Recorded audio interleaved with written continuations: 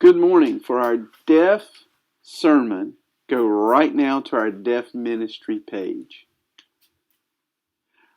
At this time in the service, if you were with us on campus, we take up an offering to honor the Lord, what He's given to us, and to support the ministry of His church. I want to thank you so much for your continued generosity.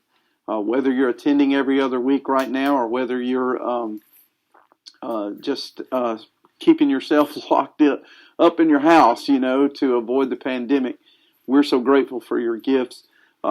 We've provided so many different ways to give, and you've been so generous to do that.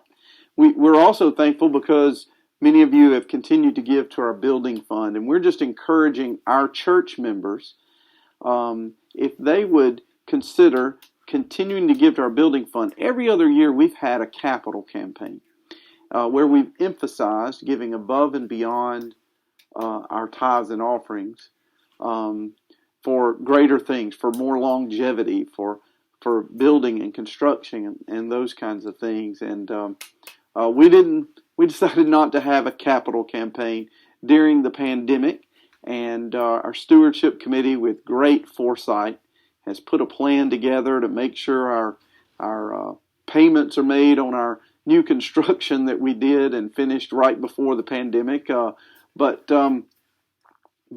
so many of you have said, well, even though we're not having a capital campaign, we're going to continue to give to the building fund, and we appreciate that. Thank you for it, and I know God will bless you for it. You just pray and do what God leads you to do in those regards, and hopefully we'll be able to address that in a more formal way later on this year, this fall, or if necessary next year.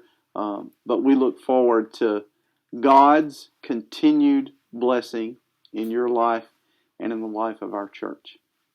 Well, speaking of God, I'm looking forward to continue on in the book of Genesis and the nature of God.